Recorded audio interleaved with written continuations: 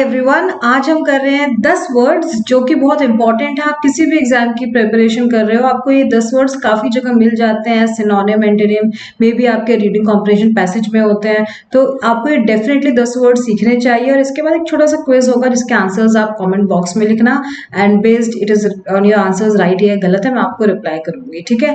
Also जो correct answer description में इस बार नहीं लिखूंगी। Based on your response you will know what are the correct answers. जो रिस्पॉन्ड करेंगे उनको रिप्लाई मिलेगा, ठीक है। चलो स्टार्ट करते हैं। Some important words you must know for any exam you are preparing for, ठीक है। पहला word excruciating. Generally excruciating refers to pen.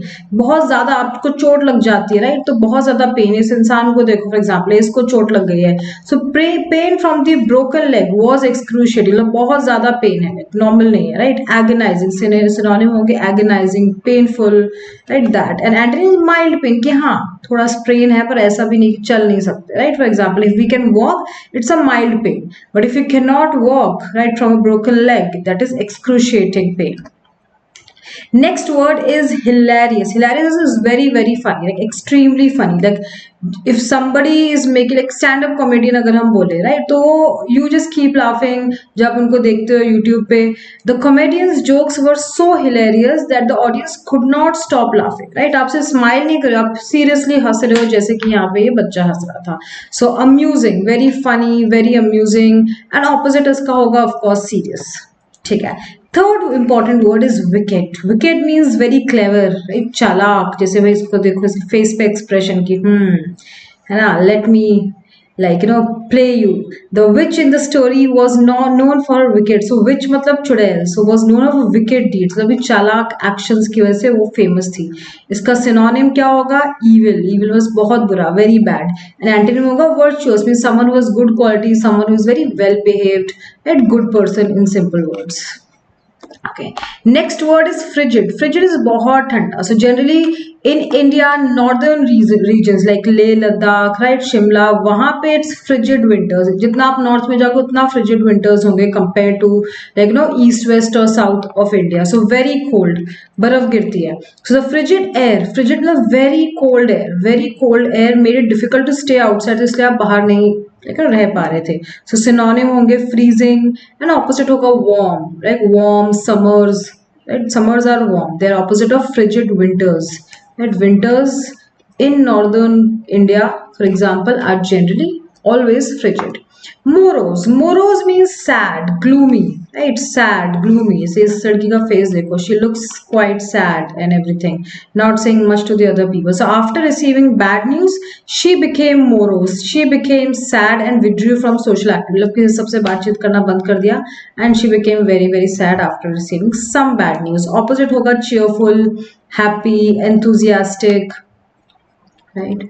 Energetic. ठीक है. Sixth word is captivating. Captivating means something which charms you, which holds your interest, which attracts you. For example, the magician's performance was so captivating that audience watched it in complete silence. मतलब इतना अच्छा performance था कि सब बिल्कुल शांत होकर देख रहे थे, कोई बात भी नहीं कर, कोई इधर उधर देख भी नहीं रहा था. So the performance was so captivating that everybody was watching with complete silence. Opposite होगा इसका बोरिंग, कि हाँ ठीक है मजा नहीं आ रहा, हम इधर इधर देख रहे हैं, बातचीत कर रहे हैं अपने साथ, जो भी साथ में लोग हैं उनसे. फैसिनेटिंग आई वुड से, और फैंसी और अमेजिंग, राइट, ये सारे इसके सिनोनिम्स होंगे, ठीक है. Avid.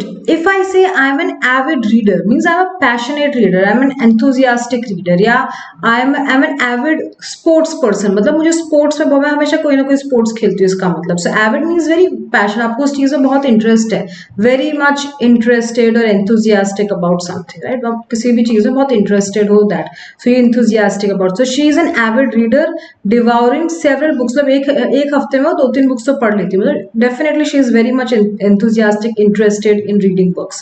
Opposite होगा indifferent. Indifferent को कोई फर्क नहीं पड़ता, लाइक बुक पढ़ने से क्या ही हो जाएगा ना, बहुत बोरिंग होते हैं जो लोग ऐसे, they are not avid readers for sure.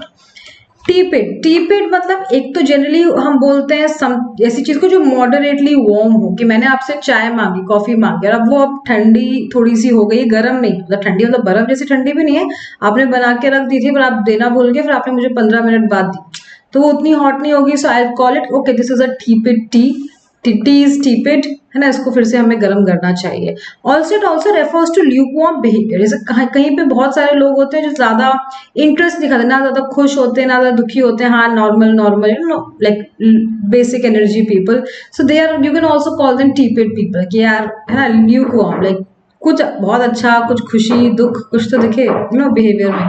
So the soup was served tepid, neither hot nor cold, soup मतलब ठीक ठीक था टेम्परेचर, ना तो बहुत हॉट था ना कोल्ड था, मतलब generally soups are mostly hot, cold soups भी होते हैं बट टीपिड नहीं होते हैं, तो लाइक ना this needs to be done, there needs to be done something with the soup.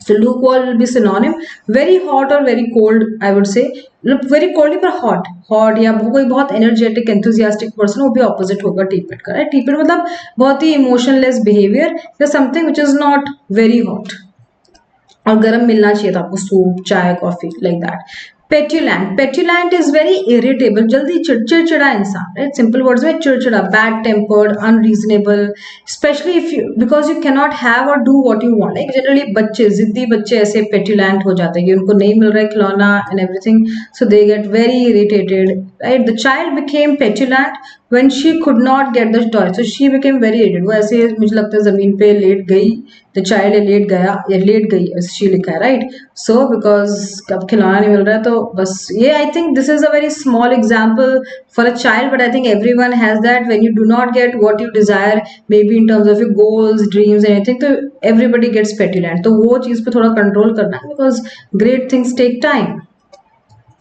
precarious, precarious means very unsure, right, simple words में आपको बोल तो वेरी अनश्योर, पता नहीं आपको, लाइक अभी ये पर्सन की सिचुएशन देखो, ये कभी भी गिर सकता है अगर इसकी ट्रेनिंग अच्छी नहीं, तो he is like working on a very precarious road, very dangerous, not safe certain, right. और ये जो इस तरह का वर्क है, काम देखो बिल्कुल एज पे बैठा हुआ है, this is also quite precarious job टा, isn't it. The hiker found himself in a precarious situation, in a very doubtful unsure doubtful situation when he lost his footing on the steep cliff, cliff से वो थोड़ा फिसलने लगा, तो उसको लगा मतलब ना बचना थोड़ा ये unsure, uncertain, dangerous situation, so any such situation जहाँ पे आप कभी भी गिर सकते हो, कभी भी कुछ हो सकता है negative, that situation is known as precarious।